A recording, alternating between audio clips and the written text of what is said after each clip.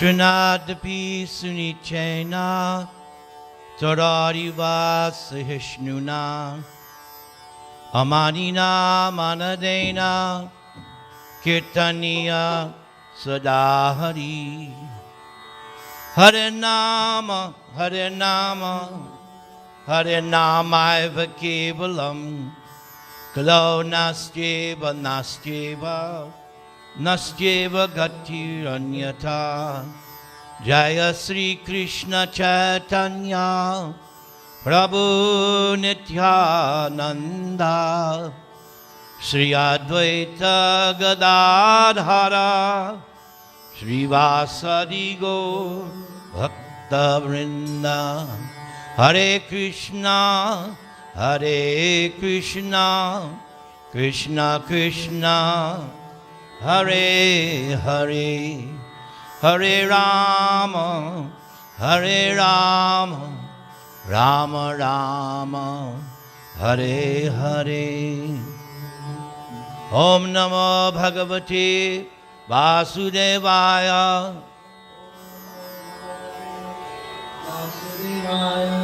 Om Namo Bhagavate Vāsadevaya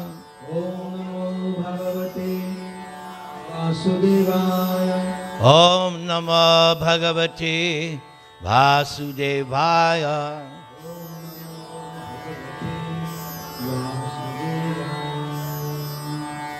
Yesterday was Guru Purnima, and in light of that, I want to speak about a description of Vyāsadeva that is found in the Srimad Bhagavatam. Our Vedic library is all because of the scholarship and austerity of Srila Vyāsadeva. This particular episode takes place after Vyāsadeva had edited the one Veda and broke it out into 4 divisions. So now we have Rik, Sama, Atharva, and Yajurveda. Originally, it was 1. Then Vyāsadeva, because as we learn from the Bhagavad Gita, Krishna says, the Vedas mainly deal with the 3 modes of material nature. That means the Vedas are basically on the material level. So for the transcendentalists, the spiritualists, Vyāsadeva compiled 108 Upanishads. And he wasn't done. Then he compiled the Puranas. And he divided those because Vyāsadeva, the great scholar, realized that there are people in the mode of ignorance, people in the mode of passion, and people in the mode of goodness. So there are 6 Puranas for each division. Then he wrote the Mahabharata, the greater history of India. And as we learn in this Srimad Bhagavatam, the whole target of the Mahabharata, the whole direction that Vyāsadeva is pulling the reader is to come to Bhagavad Gita, which is right there, just before the war begins. That is the real purpose of Mahabharata. Introduce the Bhagavad Gita. Then he wrote his masterpiece, Vedanta Sutra. Vedanta Sutra is the word Vedanta. Where does knowledge end? Knowledge is not simply that you keep on building. What's the point? Where is it ending? Vedanta. and sutra.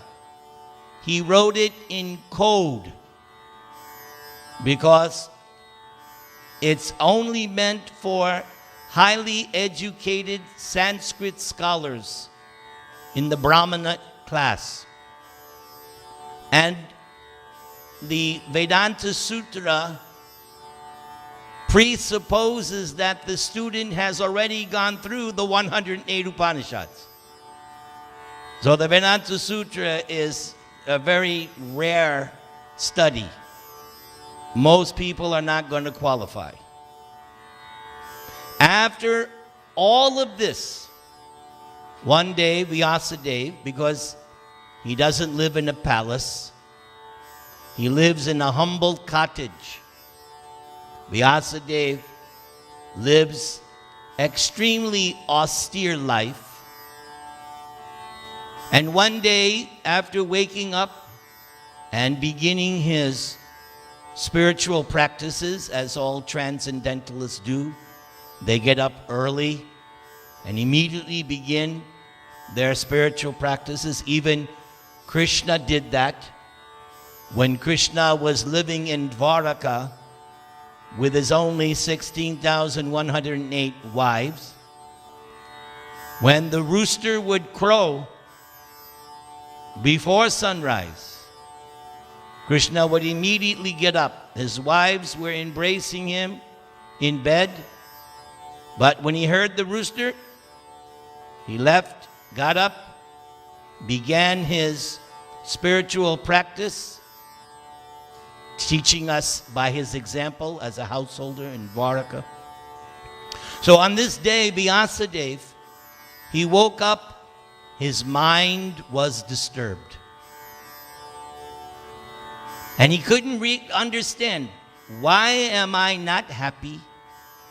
Why am I feeling insufficient? I've done all this scholarly work. Something's missing. At that moment, his guru came. Now this is significant. Even God accepts a guru. Krishna had Gargamuni Sandipani Muni as his guru. Ramchandra had a guru. Right?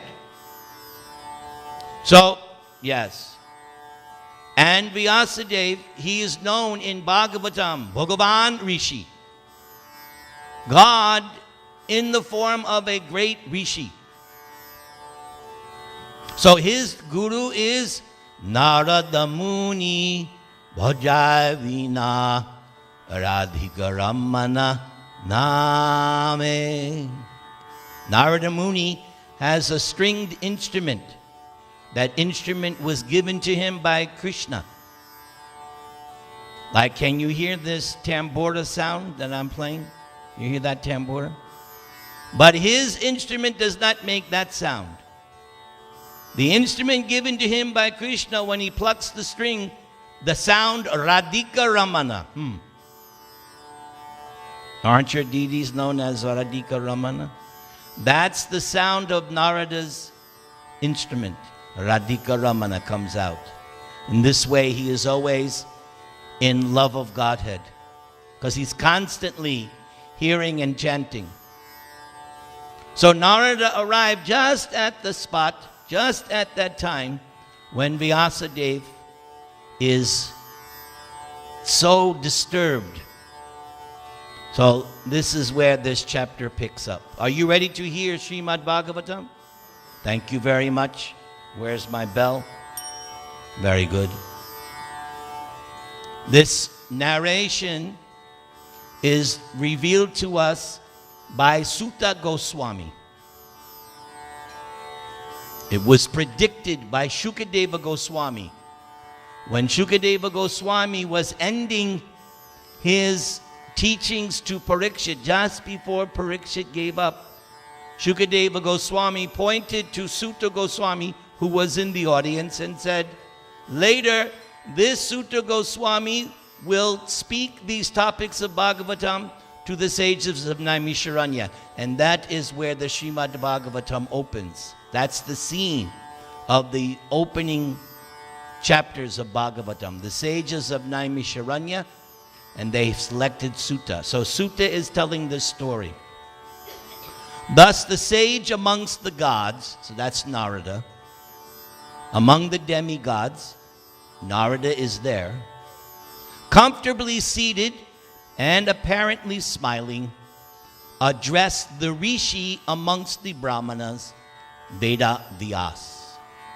Yes, he goes by several names. Krishna Dvaipayana Vyas, Veda Vyas, Vyāsadeva. He has different names by which he is addressed. Notice, Vyāsadeva shows the proper etiquette for the guru. Comfortably seated. When your guru comes, you seat him comfortably. Now, notice, apparently smiling. In other words, he is not like his disciple. His disciple is confused. Guru is not confused. Guru has the answer. Guru means, the way Prabhupada explained once, heavy with knowledge. Not like me, heavy with fat. But Guru is heavy with knowledge.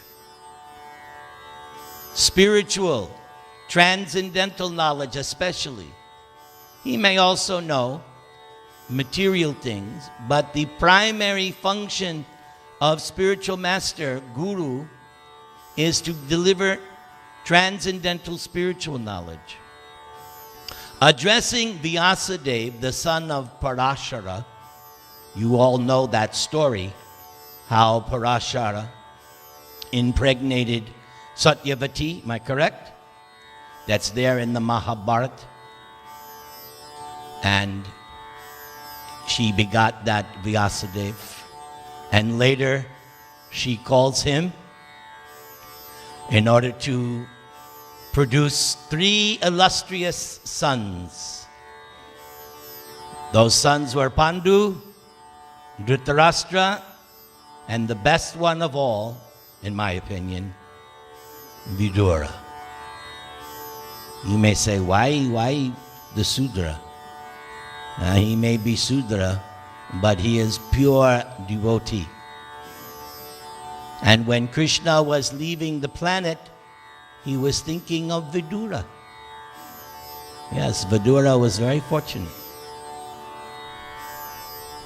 Narada inquired. So, usually the disciple asks the questions, but on this occasion, the guru is asking the question to the disciple. Are you satisfied by identifying with the body or mind as objects of self-realization? So right away, Guru knows this is probably your problem here. Are you identifying with the body or the mind as objects of self-realization? In other words, for instance, the word Atma has 7 meanings. Narada just gave 2. For some people, the body is Atma. They're called people in the bodily concept of life, 2-legged animals. Because they think the goal of life, satisfy the demands of the body. Doesn't matter. Then higher than that, those who say, no. The goal of life, mental peace, tranquility. So they think the mind, and that's another definition that is given for the word Atma. But the ultimate definition of the word Atma is Brahman, the spirit. That is the topmost definition of Atma. So Narada is right away saying, so Vyas, my disciple, are you unhappy because you're meditating on the body or mind? Now the guru praises the disciple. Generally that doesn't happen. Prabhupada used to tell us, Guru does not come to praise. Guru comes to chastise. Otherwise, no improvement in the disciple. There has to be chastisement. Otherwise, the disciple will think, oh, I'm good. Me and Guru, we're tight, that. No, there has to be chastisement in order for the disciple to improve.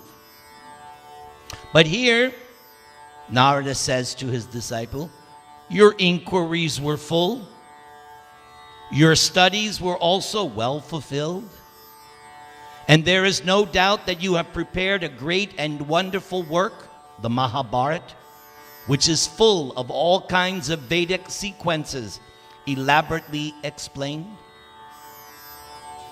You have fully delineated the subject of impersonal Brahman, as well as the knowledge derived therefrom.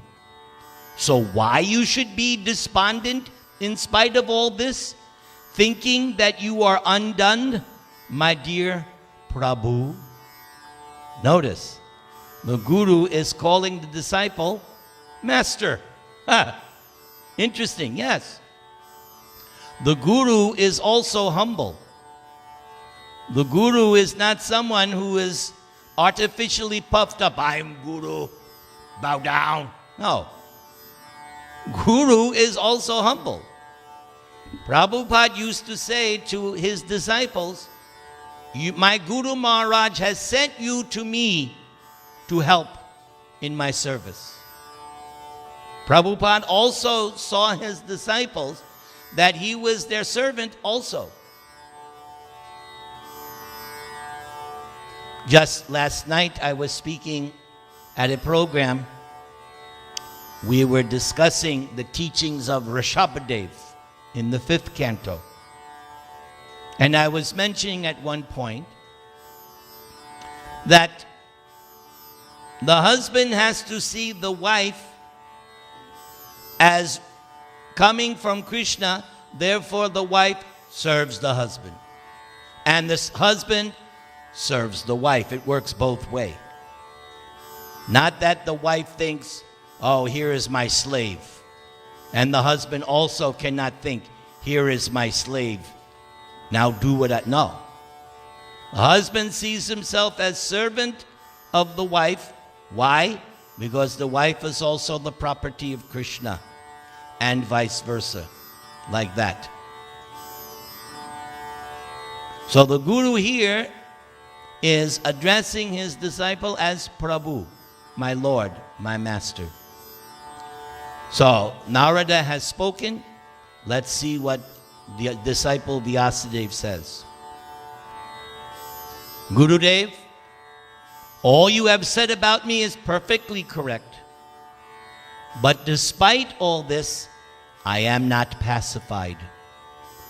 I therefore question you about the root cause of my dissatisfaction. For you are a man of unlimited knowledge, due to your being the offspring of one who is self-born, without mundane father or mother. So this statement by Vyāsadeva, there's a lot here. So the first thing, please find out the root cause of my dissatisfaction. This is intelligent. Sometimes we try to seek an external remedy. Like my spiritual master said, sometimes we think, I'll just blow on the boil.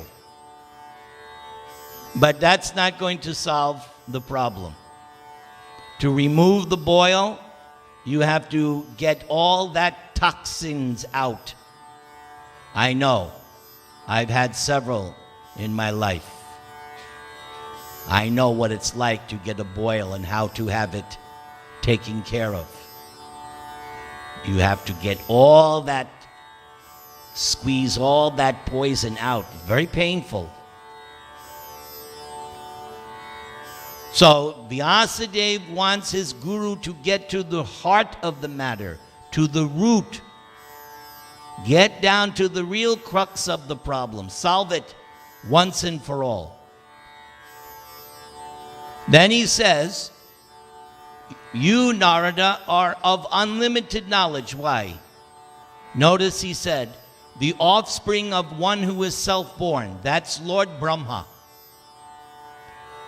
Lord Brahma is called Atmabhu or Swayambhu in the Bhagavatam because he has no normal father or mother. His father and mother is Garbhodakashayi Vishnu. He's the son of God. Garbhodakashayi Vishnu is God. And it's interesting to note, Garbhodakashayi Vishnu did not take the help of Lakshmi. His consort is Lakshmi, but he did not require Lakshmi to beget a child. When we want a child, we must consult the other party. You can't have the child on your own. You need the cooperation of the partner. But Lord Garbhodakashayi Vishnu said, no. He generated that golden lotus flower. Lord Brahma is generated. So that's why he is called Atmabhu Swayambhu. Because unless you know about Brahma's origin, you would conclude, oh, he's self-born. Even Brahma didn't know. When Lord Brahma appeared, he did not see Garbhodakashayi Vishnu. He just woke up and found himself seated on a lotus flower and had no idea where he came from. And he dove into the water and he climbed down the stem, but he could not see Garbhodakashayi Vishnu. Later it was revealed to him, after hundreds and hundreds of years of penance and austerity. Vyāsadeva continues, O Narada, everything that is mysterious is known to you because you worship the creator and destroyer of the material world and the maintainer of the spiritual world. That is, you worship the original personality of Godhead, who is transcendental to the three modes of material nature.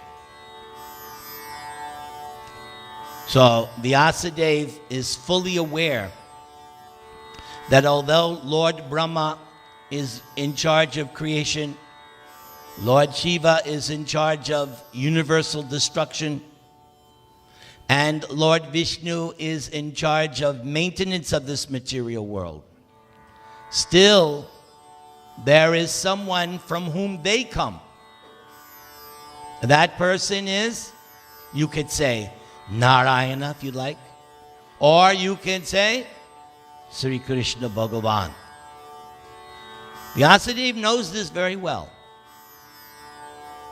Like the sun, your goodness can travel everywhere in the three worlds. Yes. Narada got that benediction. He doesn't need an airline ticket. He does not have to go through customs, immigration, TSA, like we do. Narada can fly anywhere on his own. And if you read Bhagavatam, Puranas, Narada sometimes goes to the kingdom of God, sometimes goes to Swargaloka, heaven. He comes to earth. Sometimes he goes to the lower regions. He can unrestricted travel. He just strokes that veena, away he goes. Like the air, you can penetrate the internal region of everyone. As such, you are as good as the all-pervasive supersoul. Yes, the supersoul is localized and all-pervasive. Those who have read Bhagavad Gita, they know the identity of that supersoul. Who is that? Who is supersoul? Anybody know who it is?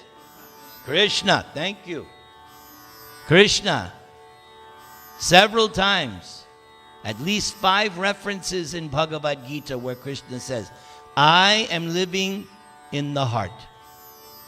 My favorite one, Sarvasya Chaham Hridi Sanivishta. And my second favorite one, let's see if I can remember. It's in chapter 18. I can't think of the line. Krishna has removed. What is the line? Anybody know? Krishna has removed that because of my pride. Hare Krishna, Krishna Hare Hare, Hare Rama. It will come later. Well, as soon as Krishna reminds me, because that was the meaning of that other verse. Savasya Chaham Riddhi Sanivishta Matak Smriti. Again, Krishna says, I'm in your heart. From me comes knowledge, remembrance, and forgetfulness. So right now, Krishna is not allowing me to remember that verse in chapter 18. Because he wants to show, oh, you talk big, Narantara, huh? So now I'm going to take that away. I'm going to embarrass you in front of everybody. And that's what he does. That's what Krishna does. Ishvara Sarvabhutanam Riddeshe Arjun Tishtati. Thank you, Krishna. He just gave it to me. 1861. See, I told you it would come, but I had to be patient. So the Guru, and this is not just for Vyāsadeva.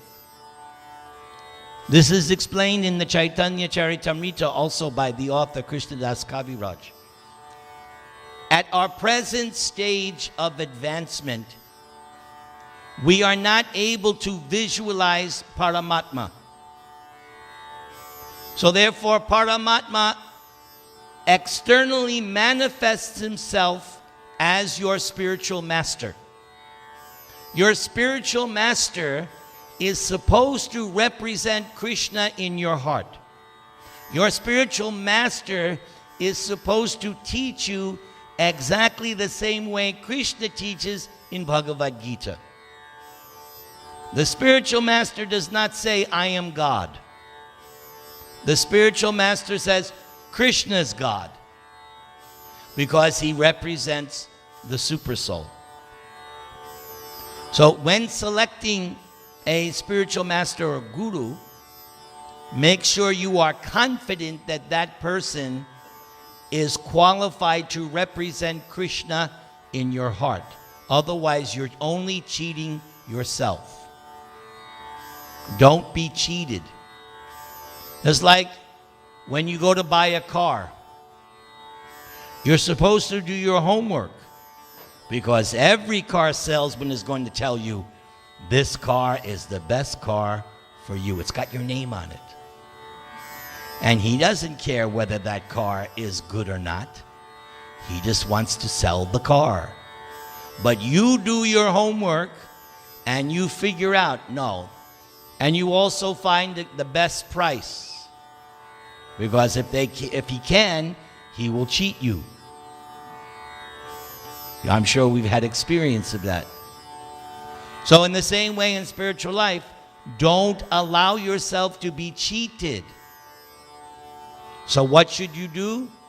You should study in the scriptures what are the qualifications of a spiritual master, and make your decision using full knowledge and intelligence. And Krishna will help.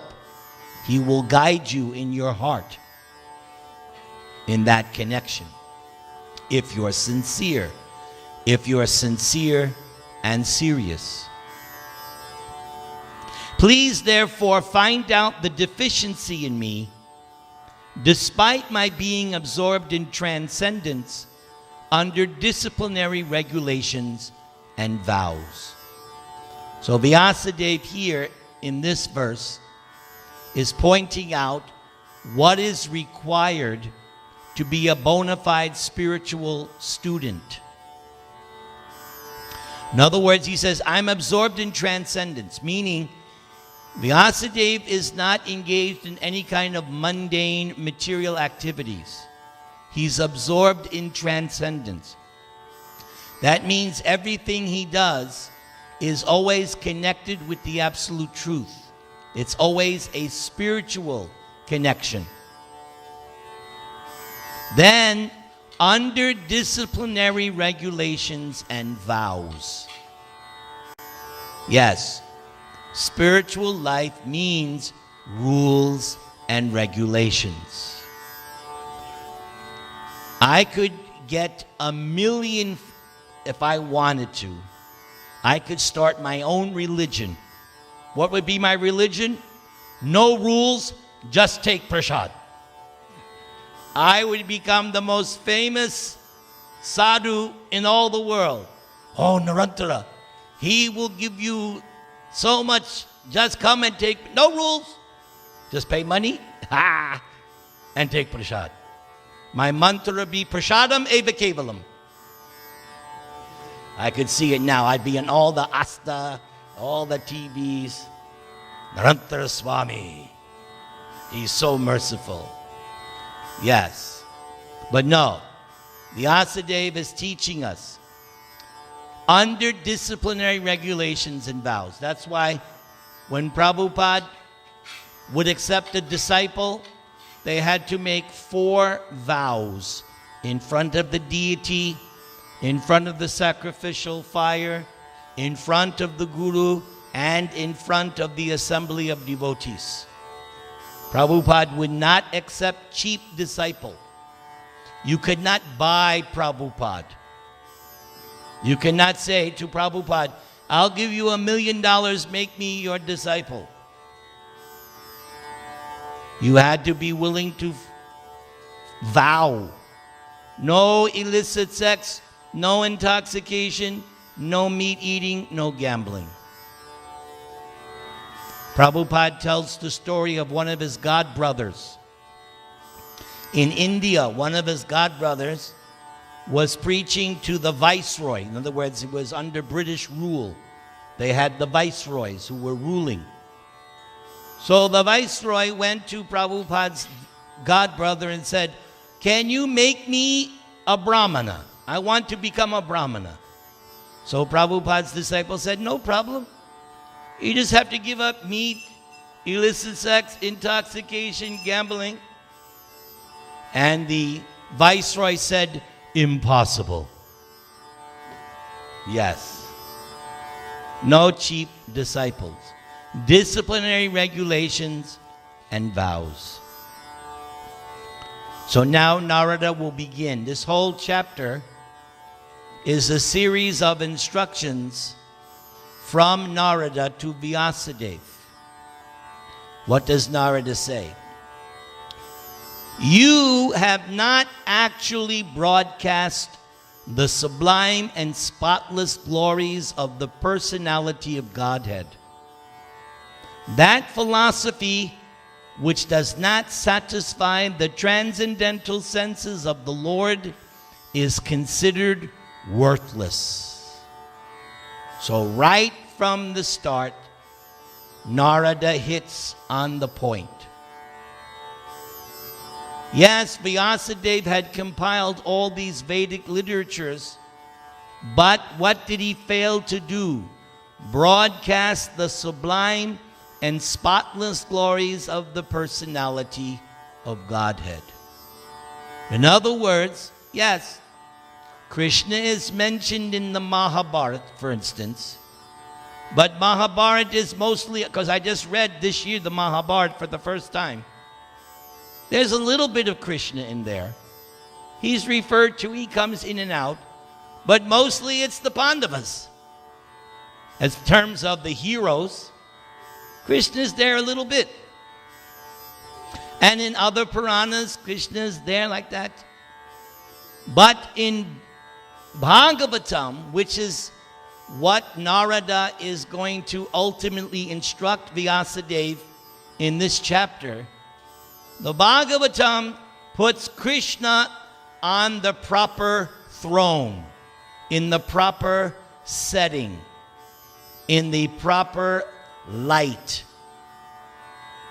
Because the whole Bhagavatam is an explanation of a verse in the Bhagavad Gita. Janma karma chame divyam. Krishna said in chapter 4, my birth, my activities are transcendental, divyam, divine. And the whole Bhagavatam, in 18,000 verses, is explaining how Krishna's birth and activities are transcendental, regardless of the pastime. Whether he's acting as a little baby, youth, a married man, all the different activities of Krishna, all these are transcendental. When he kills someone, it's transcendental. When he loves someone, it's transcendental. Absolute. So this Bhagavatam, which is what Narada is going to instruct Vyāsadeva to do, as it says here, that philosophy which does not satisfy the transcendental senses of the Lord. There is a name for Krishna, Hrishikesha. Can everyone say? Meaning, he is the master of the senses. Even in the Bhagavad Gita, that word Hrishikesha is used. Krishna is addressed as Hrishikesha. Rishika Isha. Rishika means senses. Isha, master, Lord. Krishna is the master of the senses. There is even a shloka which Narada is accredited to. That shloka by Narada, Sarva upadi vinir muktam tat paradvena nirmalam Rishikesha Rishikena Sevanam Bhaktir Uchyate. Narada's definition of bhakti, because Narada has written the Narada Bhakti Sutras. Vyāsadeva, his disciple, wrote Vedanta Sutra, and Narada has his Bhakti Sutras. Yes, the codes of bhakti. So, Narada is explaining in this verse, Rishikena Rishikesha Sevanam. With your senses, serve the master of the senses. Now, somebody who wants to be clever will say, yes, I serve the master of my senses, me. That's not the understanding. That's a cheating translation. No, the master of the senses I just explained is Krishna. So this statement by Narada, you are to use your present senses to serve Krishna, who is the master of the senses. And the first two lines, Sarva Upadi, become free from designations, first of all. In order to serve Krishna with your senses, you have to become free from designations. What are those designations? Man, woman, Hindu, American. That's designation. You have to become free from designations. Then, nirmalam. You have to live a pure life. That's why, again, those four principles puts you in pure life. If you agree to give up those four principles, you're leading a pure life. Sarva upadi vinir muktam tat paradvena nirmalam. And then, now that you've situated yourself in pure existence, serve Krishna, the master of the senses, with your senses. Ears, eyes, nose, tongue, skin, hands, legs, all of the senses that you have been given with this particular body, use those senses to serve Krishna. So, when we come before the deity, we look at the deity. When the kirtan or the lecture is going on, we listen with wide open ears. When the flower is passed that's been offered, or the incense is offered, you engage the sense of smell. Now this is the hardest one. When the prasad is served, you have to eat I know it's an austerity to eat the prasad. That's a joke, by the way. Yes, all the senses are to be engaged in serving the master of the senses. Narada continues, although great sage, you have very broadly described the four principles. You have not described the glories of the Supreme Personality, Vyāsadeva. Everybody say. So in this verse, he makes it very clear. Now, when he says, you have very broadly described the four principles, he's talking about dharma, artha, kam, moksha, which is the basis of practically every different Hindu sect. Practically speaking, every Hindu sect is promoting these four things. Religious principles by which you get economic improvement. With that improvement, you enjoy your senses. And when you become frustrated or you become satiated, you strive for liberation. But Narada is saying, yes, in all the books that you have compiled, you broadly describe this, but you forgot to describe the glories of Vyāsadeva. So Bhagavatam is going to do that. Broadly describe Vyāsadeva. As we learn in the Bhagavad Gita, Vyāsadeva sarvam iti. Krishna says, when you become self-realized, you will realize that I am everything. Everything's in me. And Vyāsadeva is all-pervasive. How is Vyāsadeva all-pervasive? Didn't we already agree he's in everyone's heart? Aren't there living entities all over? Not just human beings. Aquatics, are they living? Super soul is there. Vyāsadeva is there. Animals, plants, trees. There's so much life all around. And now just recently, I forget who, somebody in America has finally admitted, yes, there's life on other planets, some big person. Well, that's nothing new. I learned that in Bhagavatam back in 1973.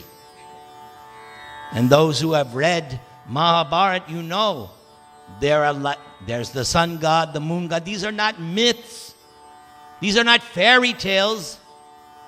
Anyone who fully accepts the Vedic teachings knows there's life on all planets, even in the sun. They have sun bodies, fiery bodies. So God is all pervasive in terms of super soul, but another way, because that word Vāsadeva has two meanings. One meaning of Vāsadeva, all pervasive. But the energy, the material energy, where does it come from? It's coming from Krishna. He says that in the Bhagavad Gita. He says, whether it be material or spiritual, it comes from me. He says, Bhumirapana vayu kangmana buddhir evacha. The eightfold material energies coming from me. The spiritual energy is coming from me. There's no other energy other than material or spiritual. That's the only two choices you get. There's no third option. It's either material or spiritual, at least according to Bhagavad Gita, and I haven't read anything different in Bhagavatam either. And both of those energies are coming from Krishna. So in one sense, Krishna is everything. Vāsadeva sarvamiti.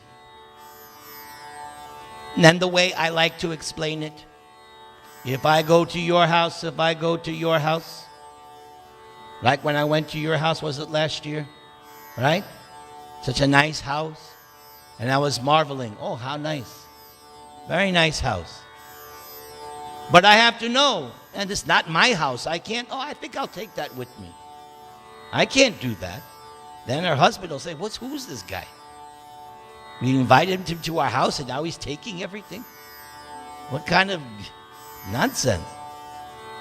No, I have to respect. This is what Krishna has given you. It's your property.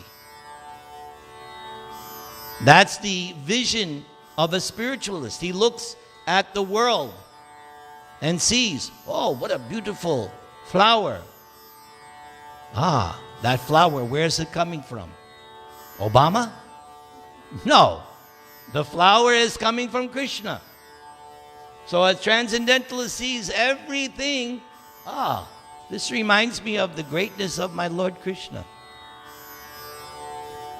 So Bhagavatam is describing the glories of Vyāsadeva in 12 cantos.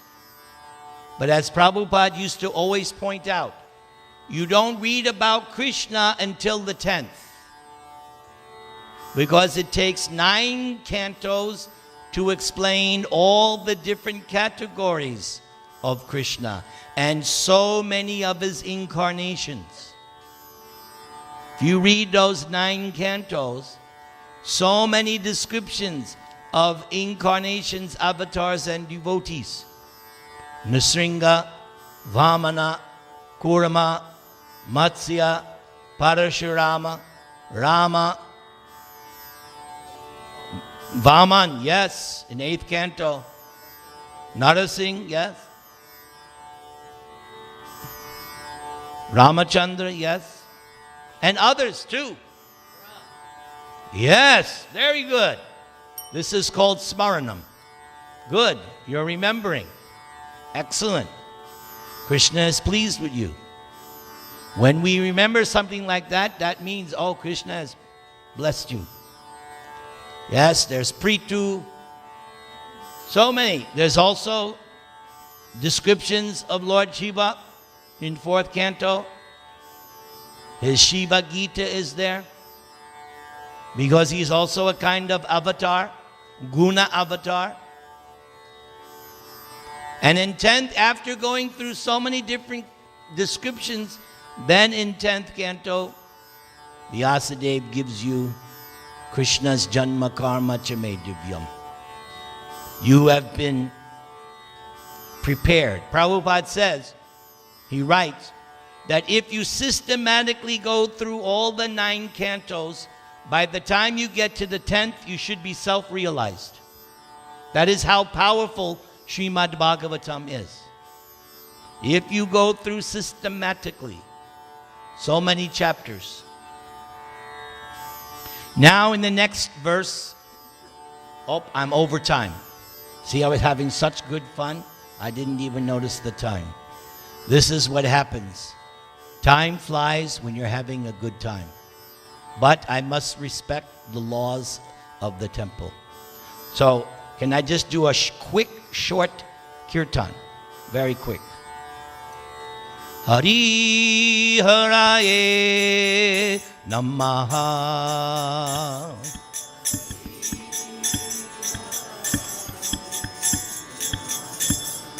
Krishna Yadavaya Namaha.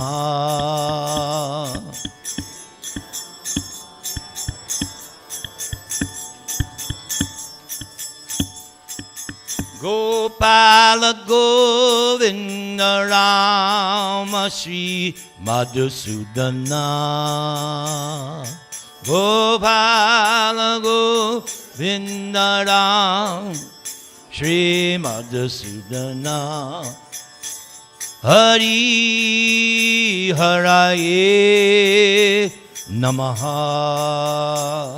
Hari Haraye Namaha. Hare Krishna, Hare Krishna, Krishna Krishna, Hare Hare, Hare Rama, Hare Rama, Rama Rama, Hare Hare. Hare Krishna Krishna, Hare Hare, Hare Rama, Hare Rama, Rama Rama, Hare Hare. So usually I give a blessing, but this time I'm going to bless myself. I'm allowed once in a while.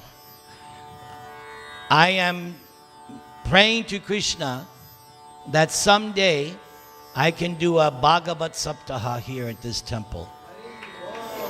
That's my prayer. Let's see if Krishna fulfills it or says, what, you want to do? No. Hare Krishna. Everybody, Hare Krishna, Hare Krishna, Krishna Krishna, Hare Hare, Hare Rama, Rama Rama, Hare Hare.